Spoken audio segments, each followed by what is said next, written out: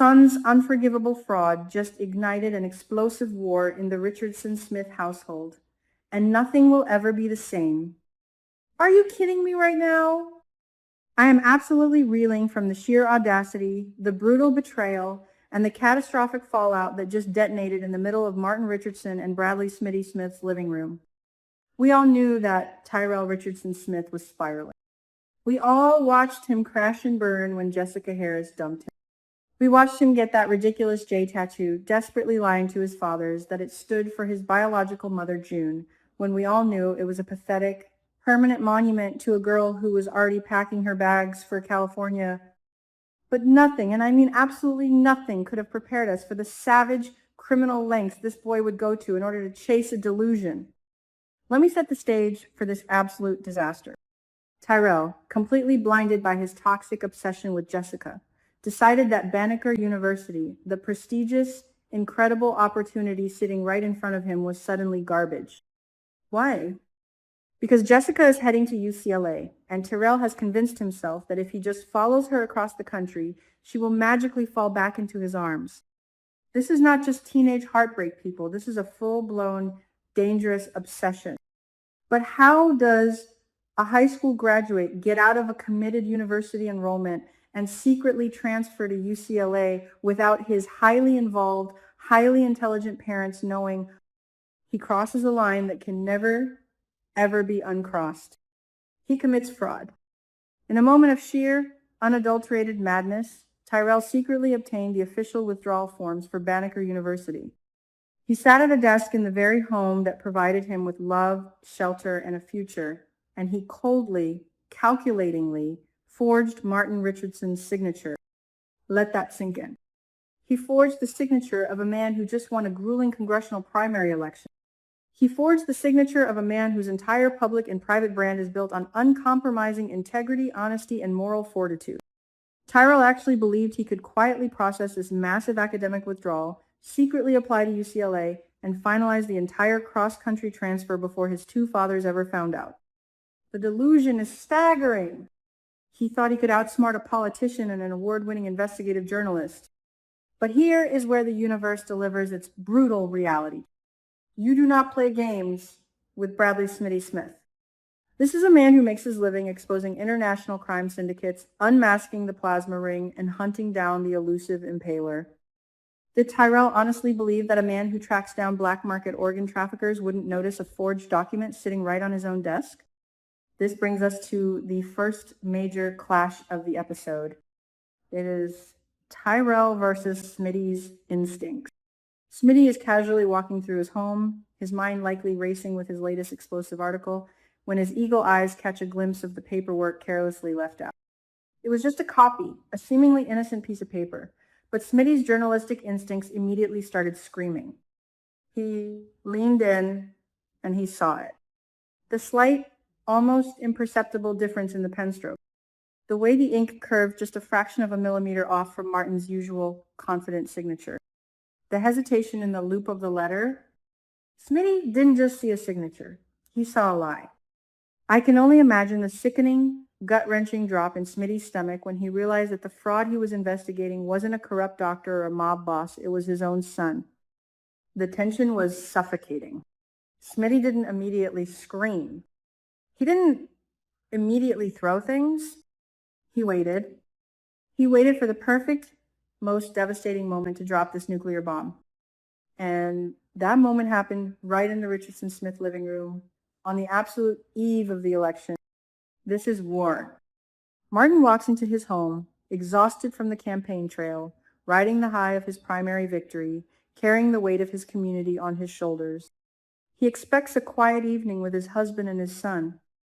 Instead, he walks into an execution. Smitty, his face a mask of profound disappointment and simmering rage, drops the forged Banneker University withdrawal forms right onto the coffee table. The paper hits the glass like a gunshot. And then the explosion happened. It is Tyrell versus Martin in a confrontation so fiery, so emotionally brutal that it left me breathless. Martin looks at the paper. He looks at the signature. He looks at the son he has loved, supported, and fought for. And Martin absolutely loses his mind. You forged my name? Martin's voice probably shook the very foundations of Fairmont Crest. Martin feels deeply, profoundly betrayed. This isn't just about a teenager changing his college plans. This is about a direct, vicious assault on Martin's integrity. Martin is a public figure. He is running for office. If the press, if Anastasia Bellanclair or any of his political rivals found out that Martin Richardson's own son was committing document fraud, it would be a catastrophic scandal. It would destroy his campaign. Tyrell didn't just disrespect his father's wishes. He completely disregarded his father's life's work, his reputation, and his honor. Martin poured his heart into giving Tyrell a future, and Tyrell spat on it for a girl who doesn't even want him. The emotional carnage in that living room was unbearable. Martin is screaming about integrity, about the law, about the sheer stupidity of the act. But the true heartbreak comes from Smitty. It is Tyrell versus Smitty's broken heart. Smitty isn't yelling as loud as Martin. His pain is quieter, which somehow makes it infinitely more savage. Smitty looks at Tyrell with absolute crushing disappointment. Smitty tells Tyrell that the forgery isn't even the worst part. The worst part is the lie.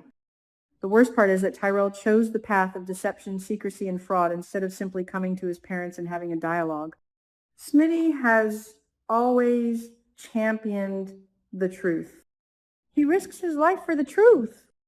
And to see his son cower in the shadows, sneaking around like a criminal instead of facing them like a man, that shattered Smitty's soul. Why didn't you just talk to us? Smitty demands, his voice cracking with the weight of a parent realizing their child doesn't trust them. And what is Tyrell's defense? What pathetic excuse does he offer as he stands trial before his fathers? He stammers. He tries to justify it. He claims he did it for love. He claims he had to get to UCLA. He had to be near Jessica. He had to fix his broken heart. Are you serious right now, Tyrell? This triggers an absolute savage reality check from both Martin and Smitty. They tear down his delusion piece by piece. They remind him, with brutal honesty, that Jessica Harris dumped him. She broke up with him. She is moving to California to start a new life without him, and transferring to UCLA isn't going to make her fall in love with a boy who is stalking her across state lines. Tyrell threw away his integrity, his family's trust, and a guaranteed spot at Banneker University for a fantasy that does not exist. The fallout is absolute chaos. The trust within the Richardson-Smith family is severely, perhaps irreparably fractured. How do you look at your son the same way after this? How does Martin go out and smile for the cameras, shaking hands and talking about family values, knowing his son just committed fraud under his own roof? The timing is devastating. Right on the eve of the election, when the family needs to be a united, impenetrable front, they are bleeding from a self-inflicted wound. The scene ends with a haunting, deafening silence. Martin and Smitty leave the room, unable to even look at the boy who betrayed them. Tyrell is left standing completely alone in the center of the living room.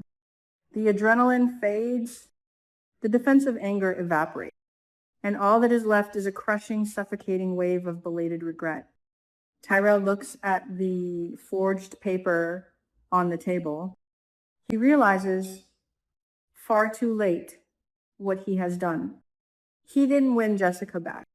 He didn't secure his future at UCLA. All he did was destroy the trust of the two men who loved him more than anything in the world. He burned his own house down, and now he has to stand in the ashes. Everything just changed.